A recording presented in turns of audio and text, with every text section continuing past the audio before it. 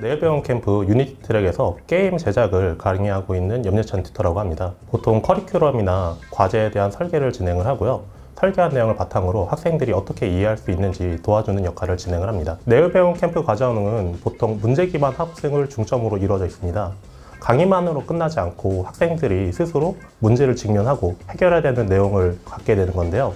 학습한 내용을 온전히 이해할 수 있도록 만드는 게 저희의 가장 주된 업무라고 할 수가 있어요. 개인적으로 사용하는 방법은 내용을 알려주기 전에 필요한 상황을 먼저 연출을 하는 거예요. 저는 이런 인지 갈등을 이용한 방법을 주로 활용을 합니다.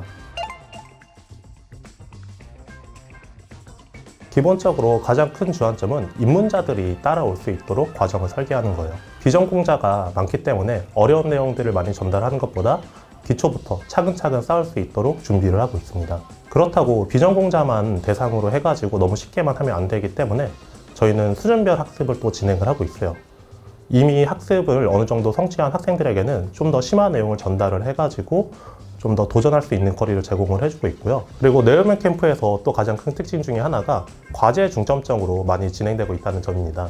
저희가 기초, 숙련, 심화 과정들이 있는데 각각이 거의 기본적으로 2주씩 진행되는데 매번 과제가 있어요. 첫째 주에는 학습을 하고 개인 과제를 진행을 하고, 둘째 주에는 또 미비된 부분이 있으면은 학습을 마저 하고 팀 과제를 진행을 합니다.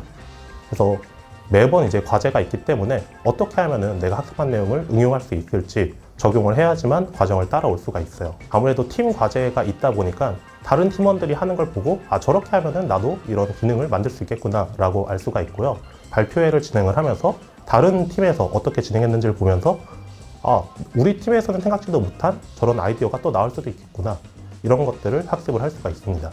그리고 또 이 과정에서 튜터님들의 피드백이 중요하게 작용을 하는데요. 튜터님들이 이걸 같이 참관을 하면서 어떤 부분이 잘 되어 있는지, 어떤 부분이 개선이 가능한지를 지속적으로 이제 피드백을 해주십니다. 한 튜터님만이 아니라 다양한 튜터님들이 같이 주시기 때문에 다양한 의견을 수렴해가지고 개선을 해나갈 수가 있어요.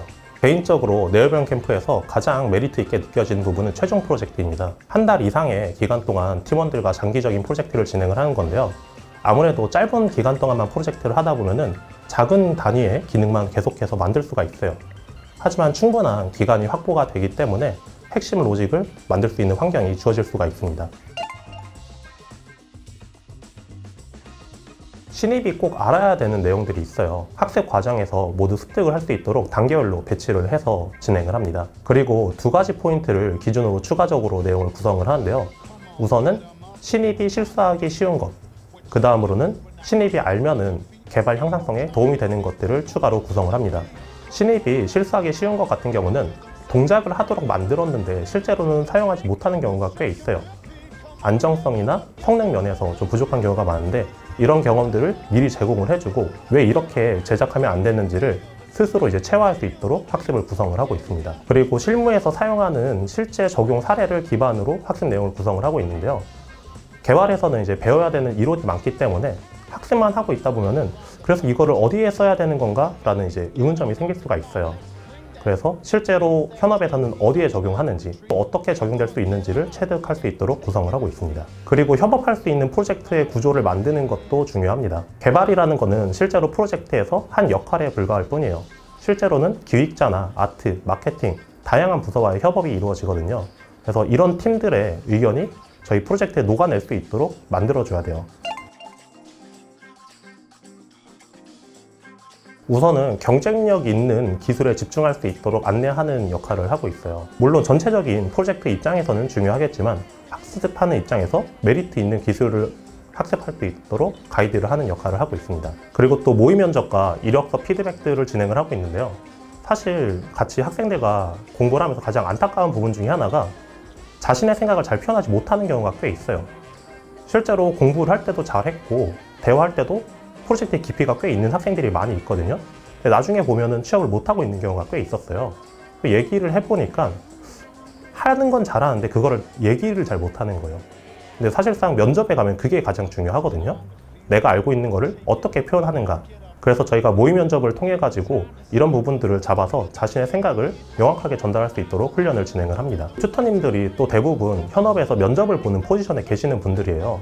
또 대표님들도 많이 계시거든요. 이런 분들이 나라면은 어떤 사람을 뽑을 건지, 이 사람을 왜 채용할지에 대한 관점에서 피드백을 하고 중요한 기술들 위주로 학습하도록 안내를 하고 있어요. 때로는 학생들에 대해서 상담을 또 진행을 하기도 하는데요.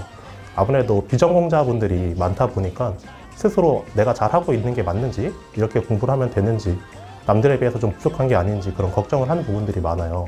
이런 부분들에 대해서 상담을 진행을 하고 잘하고 있다, 그리고 어떻게 하면 더 잘할 수 있다라는 부분들을 안내를 하고 있습니다.